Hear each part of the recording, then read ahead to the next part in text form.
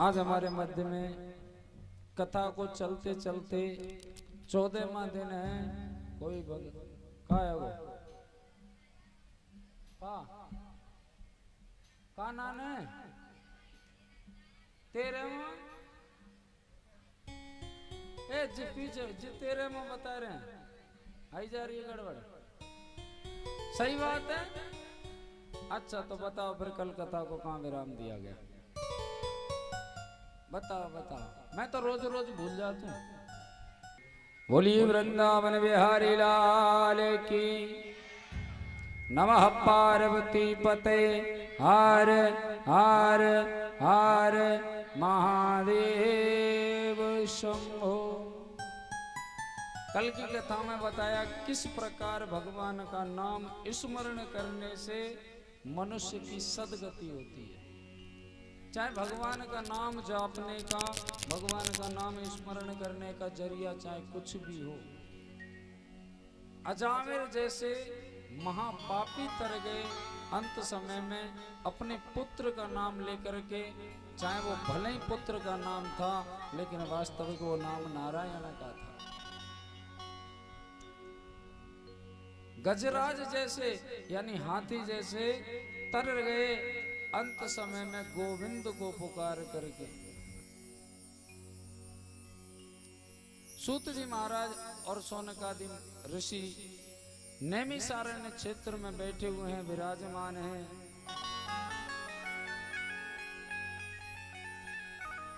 और बड़ी एकाग्रता के साथ श्रीमद् भागवत महापुराण का रसास्वादन करा रहे हैं 88,000 महात्माओं को। एक दिन की बात है कि जब इसका वाचन कर रहे थे सूत जी महाराज, तो वहां पर बलराम जी का आगमन हो गया।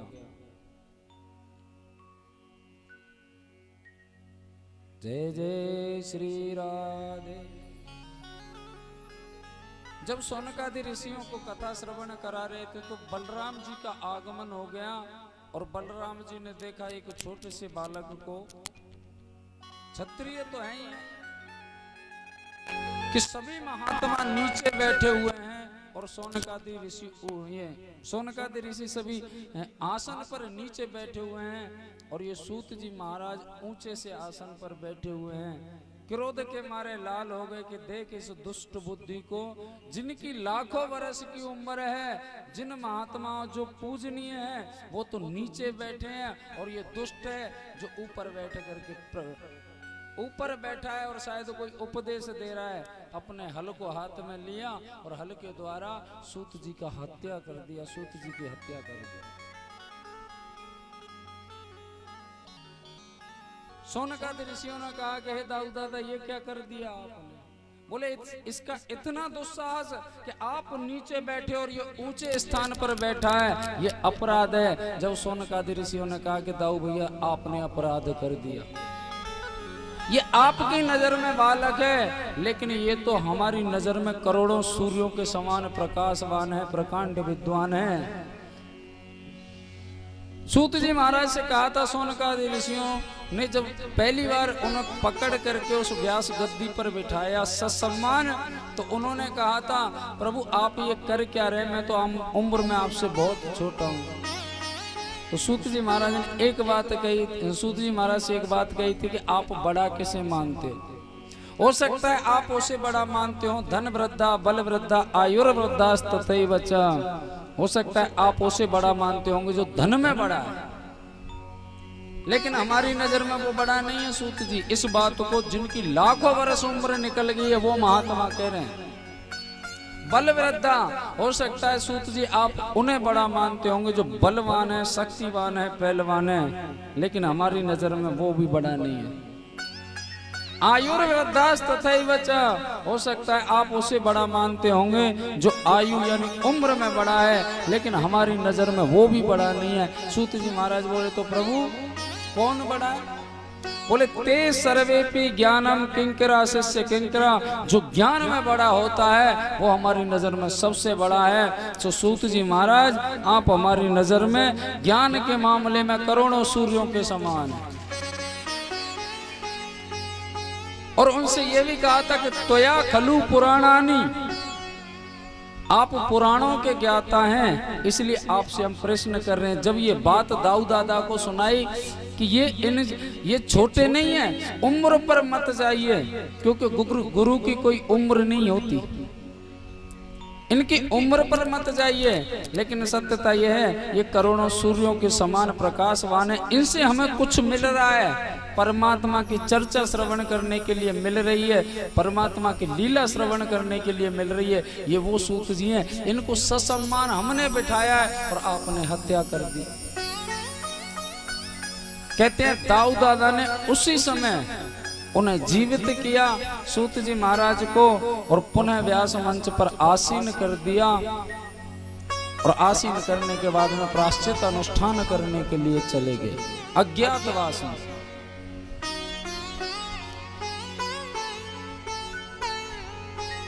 यूं तो भगवान ने अनन्य लीलाएं की। एक समय की बात है कि भगवान श्री कृष्ण और उनकी 8 पटरानियां पास में बैठी थी।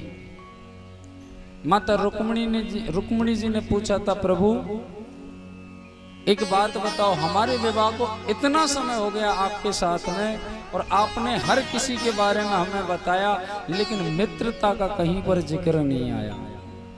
क्या आपका वास्तविक कोई मित्र नहीं था? आपके बचपन में कोई मित्र नहीं था? और सत्यता है कि ऐसा कोई भी व्यक्ति नहीं होता है जिसका मित्र ना हो। लेकिन लोग आज कलिकाल के प्रभाव से मित्रता का प्रभाव नहीं समझते हैं कि मित्रता होती क्या है। ये बात जब आई तो ठाकुर जी के नयन सजल हो गए, आंखों में आंसू आ गए। नयन सजल हो गए, आंसू आ गए। तो रुक्मिणी जी ने कहा, बोले प्रभु आपके आंखों में आंसू क्यों? बोले आज आपने वास्तविक मेरे मित्र की याद दिला दी। आज मैं यहां पर बैठा हूं ना, आज अयोध्या का राजा बन करके बैठा हूं, मैं उस मित्र की बदौलत ही बैठा हूं। अगर वो चाहता तो मैं भी दर दर भटक रहा होता, जैसे वो भटक रहा है ऐसे ही भटक रहा होता। माता रुक्मिणी ने कहा, प्रभु जरा विस्तार से बताओ ना, क्या बात हुई और वो कौन था? बोले एक ब्राह्मण बालक था जिससे गुरुकुल में हमारी मित्रता हुई, गुरु सांदीपन मुनि के आश्रम में। और मित्रता ऐसी वैसी नहीं जिसे वास्तविक मित्र कहते हैं। किसी ने पूछा था, एक बार सुदामा से पूछा था कन्हैया ने कि भैया मित्रता का मतलब क्या होता है? बड़ी समझने की बात है कि मित्रता का मतलब क्या होता है। तो सुदामा ने हंसकर के एक बात कही थी, बोले लाला कन्हैया, जहां मतलब होता है ना वहां मित्रता नहीं होती। जहां मतलब होता है वहां मित्रता नहीं होती। आज उसे सोच करके जब वो बात आई तो ठाकुर जी की आंखें नयन सजल हो गए। तो उन्होंने पूछा, तो एक बात बताओ, अब तुम्हारा मित्र है या गुजर गया? बोले है। तो कभी वो आपसे मिलने तो आया नहीं और ना ही आप उससे मिलने गए। ऐसा अनोखा मित्र था मेरा कि आज मैं राजा बना हूं उसकी बदौलत। वो कैसे? कि जब हम अध्ययन करने के लिए गुरुकुल में गए तो उस ब्राह्मण बालक से मित्रता हुई। गुरुकुल में जब बालक जाते हैं ना तो बिल्कुल अनजान होते हैं और अपने माता पिता को छोड़ करके रहते हैं। वहां पर माता पिता की बहुत याद आती है, लेकिन उस बालक ने मेरे माता पिता की याद बिल्कुल नहीं आने दी। हर वक्त मेरे साथ रहता था और बड़ा ही ज्ञानवान था। ऐसे नहीं कोई साधारण हो। कहते हैं सगुण शास्त्र का प्रकांड विद्वान था वो।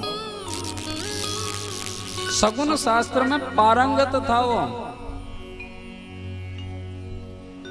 माता रुक्मिणी ने कहा तो प्रभु आप बार बार में इस बात को कह रहे हैं कि उसी की देन है, उसी की वजह से यहाँ बैठा हूं, ऐसा उसने क्या किया? उसने ऐसा क्या किया? बोले उसने मेरे हिस्से के श्रापित चने खाए। हम सिर्फ इतना जानते हैं ब्राह्मण सुदामा के बारे में कि उसने छुप करके कन्हैया के हिस्से चने खाए। जानते हैं कि नहीं जानते? और उसी पर एक कहावत बना डाली है कि गुरु से कपट मित्र से चोरी, कह हो निर्धन कह हो कोड़ी। और उसी के पीछे भेड़ चाल चले आ रहे हैं और उसको, लेकिन सत्य तक को समझने की कोई कोशिश नहीं करता।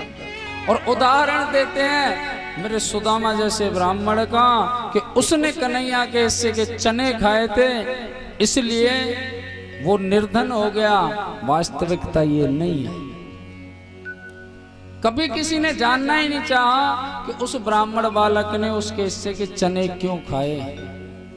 आज कन्हैया माता रुक्मिणी को बताते हैं कि जब हम वेद पाठशाला में गए थे अध्ययन करने के लिए, तो उस नगर में, उसी उज्जैन नगर में, सांदीपन मुनि आश्रम कहाँ है? उज्जैन में है। उज्जैन कौन कौन गया है? बाबा महाकाल विराजते हैं वहां पर। ले 1.5 मैया गई है, एक मैया है एक छोटी सी बालिका। हाँ तो 1.5 मैया आवेगा की गिनती। अरे पता ही ना है, हमारा क्षेत्र न जाने कौन से गोला पे बनो पड़ो है। नमः पार्वती पते हरे हरे हरे महादेव। अच्छा बाबा महाकाल के दर्शन करने ही नहीं गए इधर से? हे भगवान, जाना चाहिए, बिल्कुल जाना चाहिए। और घूमे कौन कौन गए हुए? जैसे कि आगरा को ताजमहल देखवे, और वो दिल्ली की कुत्ता बीमार, क्या बात है, कुतुब मीनार सही है। इन जगहों पर, ऐसी फालतू जगहों पर तो खूब गए होंगे। ओ पंचायती मैया तुमसे पूछ रहा हूं मैं, 2 दिन और खूने खूब पींगो। जय जय श्री राधे। मेरे बाबा महाकाल विराजते हैं उज्जैन में, और उसी उज्जैन में बाबा महाकाल के सेनापति काल भैरव विराजते हैं। और काल भैरव पर मदिरा चढ़ाई जाती है। चलो चलिए आइए, सांसारिक बात है तो चलने दो। उस पर मदिरा चढ़ाई जाती है। और वो क्यों चढ़ाई जाती है उसका कभी किसी ने जानना नहीं चाहा। और कहते हैं कि ऐसे ऐसे देवता हैं जो दारू पी में, ऐसे ऐसे देवता हैं जो दारू पी में, लेकिन सत्यता तक पहुंचने की कोशिश नहीं है। काल भैरव पर मान्यता है कि व्यक्ति संकल्प लेता है कि आज के बाद में ये व्यसन नहीं करेंगे हम, और वहां चढ़ाएगा एक ढक्कन, और बाहर आके जो काल भैरव को प्रसाद है, गटक ही गटक गटक ही गटक, और फिर वह 4 दिखे वहां थे। सीधो चलो आप उसी नगरी में सांदीपन मुनि आश्रम है, और वहां कहते हैं बाबा महाकाल के बड़े सुंदर दर्शन होते हैं, जो 12 ज्योतिर्लिंगों में सब 3रे नंबर का जो ज्योतिर्लिंग है, सबसे प्रतिष्ठित शिवलिंग है। इस कलिकाल में अगर कोई निराला देव है तो वे मेरा बाबा महादेव है, मेरा बाबा महाकाल है। कहते हैं जीवन में शत्रुओं का भय होता है तो महाकाल नाम की आराधना करें, शत्रुता मिट जाती है। और कभी भी दर्शन करने जाओ तो एक फायदे की बात बता दूं कि उसके सामने जाकर के कभी कुछ मांगना मत। मांगोगे तो घाटे में रहोगे, नहीं मांगोगे तो मुनाफे में रहोगे। भोला भंडारी मांगने पर देता है साहब, और तो झोलियां भर भर करके देते हैं, लेकिन ये छप्पड़ फाड़ करके देता है देवादिदेव महादेव। एक ये टेढ़ी टांग का है, हाँ साहब बुराई कर रहा हूं मैं इसकी, एक टेढ़ी टांग का है, इतना परीक्षण करता है भगत का, इतना परीक्षण करता है कि जब तक धूल में ना मिला दे ना, जब तक नहीं लगाता ये हृदय से। सुदामा को देख लो, और मेरा भोलेनाथ है, शमशान में रहता है, फक्कड़ है, स्वयं राजा है, हीरे जवाहरात में जड़ करके रहता है ये टेढ़ी टांग का, और मेरा बाबा भस्मी लपेट करके रहता है। ये अपने भक्तों को ज्यादा दुखी करता है। और मेरे बाबा का संदेश है कि मेरा भगत दुखी नहीं रह जाए, मैं शमशान में रहूंगा। कभी भी जाओ तो उससे मांगना मत, क्योंकि मांगने पर मिलेगा उतना ही मिलेगा जितना आपने मांगा है। मैं दावे के साथ, विश्वास के साथ कह सकता हूँ, मैं एक एक रुपए के लिए तरसता था। जिस दिन से मेरे बाबा महाकाल ने मेरा हाथ पकड़ा ना, चांदी चांदी कर दी हर तरफ से। इस व्यास मंच से कहता हूं, मुझे शर्म नहीं आती इस बात के लिए। कभी भी उससे मत मांगना, नहीं मांगोगे तो उसको पता है कि क्या इसको जरूरत है, समय से पहले प्रदान कर देगा, व्यवस्थित कर देगा। और अगर उससे मांगना है तो एक ही बात मांगना, मेरी तरह लगा रहे। चार लगा।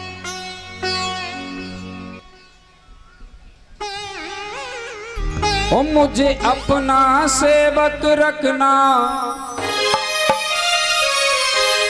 मुझे अपना सेवक रखना, मेरे कालों के महाकाल। ओ तेरे शीश पे गंग विराज रही और गल सर्पों की माँ।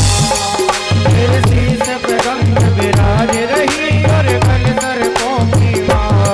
मुझे अपना सेवक रखना, अब अपना सेवक रखना, मेरे कालों के महाकाल। तेरे शीश पे गंग विराज रही और गल सर्पों की माँ।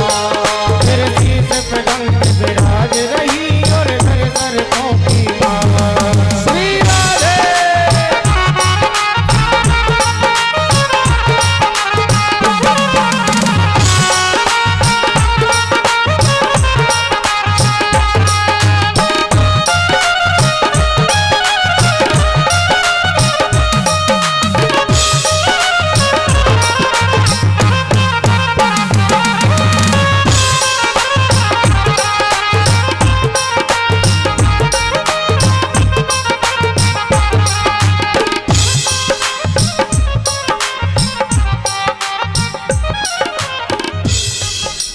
मैंने सारी दुनिया छोड़ी, तुमको ही अपनाया है। वो मैंने सारी दुनिया छोड़ी, तुमको ही अपनाया है। मैंने सारी दुनिया छोड़ी, तुमको ही अपनाया है। मैंने सारी दुनिया छोड़ी, तुमको ही अपनाया है। तू देवों का महादेव, संसार को तूने बनाया है। तू देवों का महादेव, संसार भी तुमने बनाया है। ओ दुनिया के रखवाले,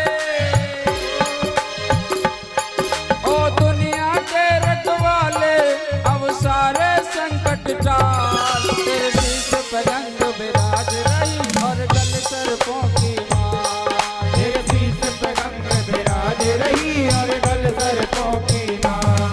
मुझे अपना सेवक रखना, मुझे अपना सेवक रखना, मेरे कालों के महाकाल। तेरे शीश पे गंग विराज रही और गल सर्पों की माँ। तेरे शीश पे गंग विराज रही और गल सर्पों की माँ। जय महाकाल।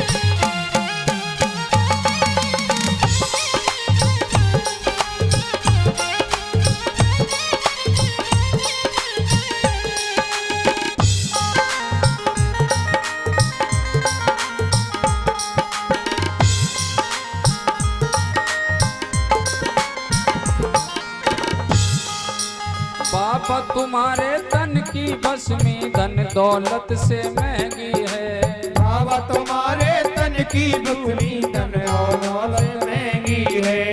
मेरे भोलेनाथ बाबा महाकाल पर भस्म आरती होती है। और वो भस्म कौन सी होती है? वो चिता की भस्म होती है। कितना भाग्यवान होगा वो कि कितने पुण्य कर्म होंगे जिसके तन की भस्मी बाबा महाकाल पर काम आती आरती। तरस जाते हैं कि इस भस्मी में से मिल जाए जो मस्तक पर लगा करके हम अपना जीवन सफल कर लें, लेकिन नहीं मिल पाती साहब। बाबा जिस पर कृपा करते हैं तभी मिल पाती है।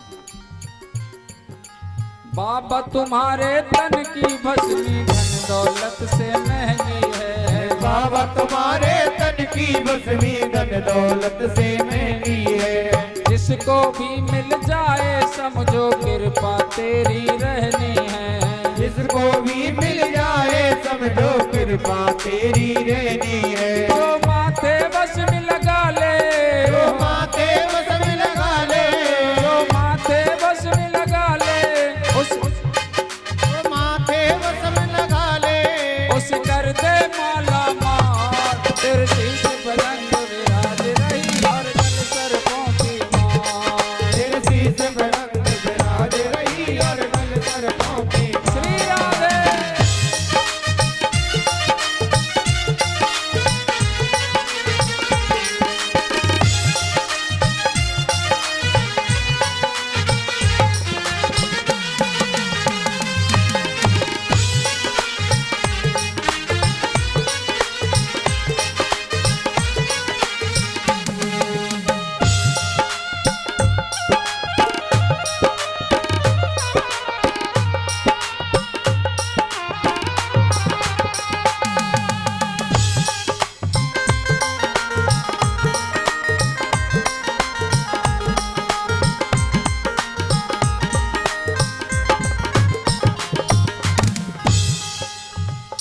बढ़ गया पाप इस दुनिया में मिटाने आजा।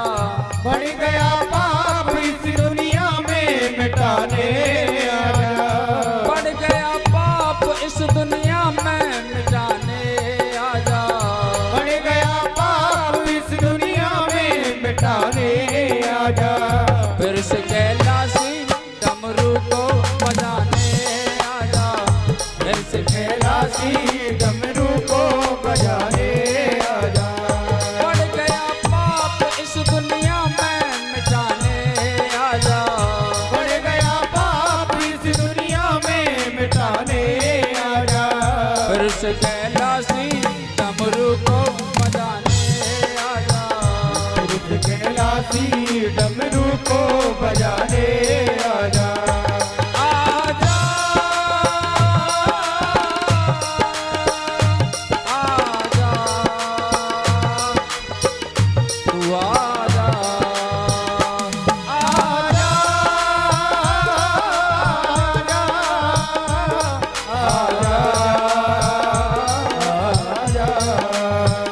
फिर से कैलाशी डमरू को बजाने आजा। फिर से कैलाशी डमरू को बजाने आजा। जय जय महादेव।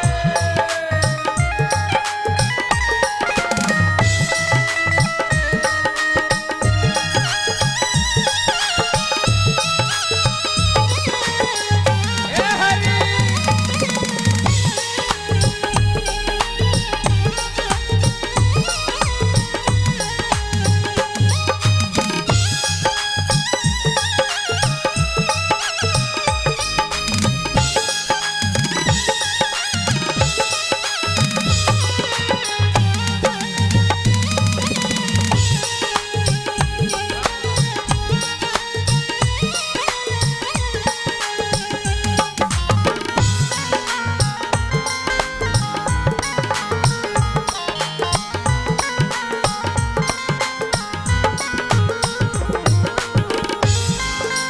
ये लाइन आप सभी हमारे साथ में गाओ।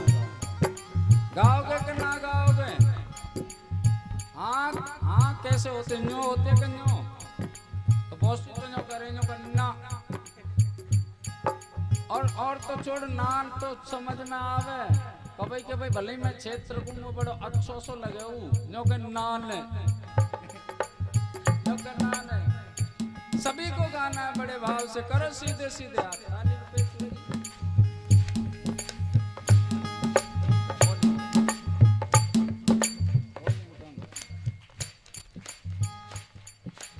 जो कोई हरि महिमा सुनता है जीवन सफल बनाता है। जो कोई हरि महिमा सुनता है जीवन सफल बनाता है। जो कोई हरि महिमा सुनता है जीवन सफल बनाता है।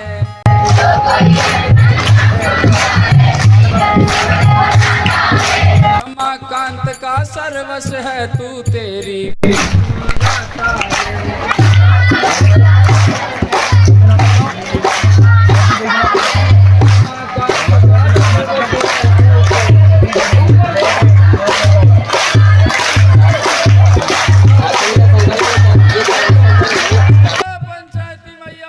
लंबे लंबे।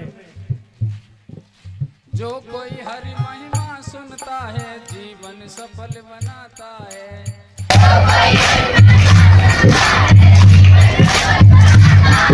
जो कोई हरि महिमा सुनता है जीवन सफल बनाता है।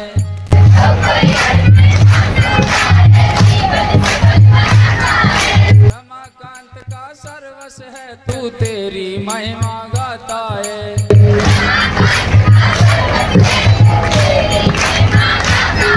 नाम के चक्कर में मत पड़ो। टिंकू मेरे गांव को नाम है, वैसे तो रमाकांत है। करो सीधे सीधे कहीं रमाकांत कौन सा आएगा। रमाकांत का सर्वस्व है तू तेरी महिमा गाता है।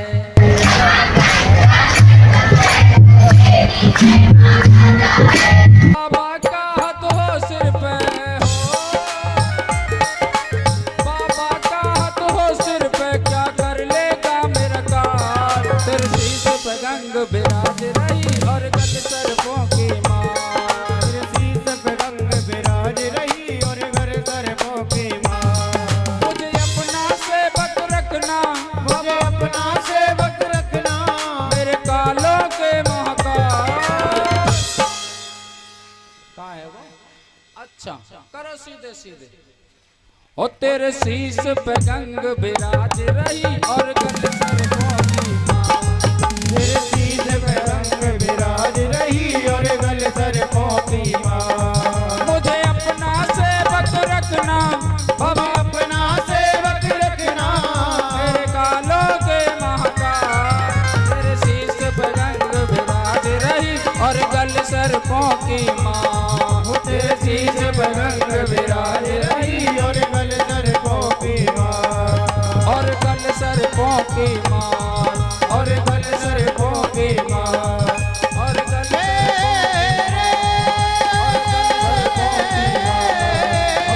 सर्पों की मार,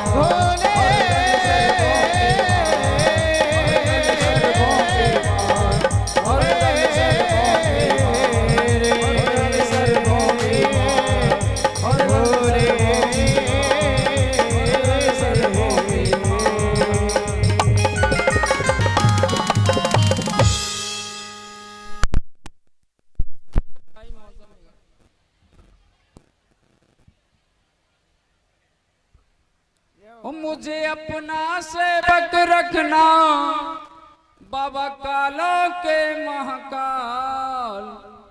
तेरे शीश पे गंग विराज रही और गल सर्पों की मार।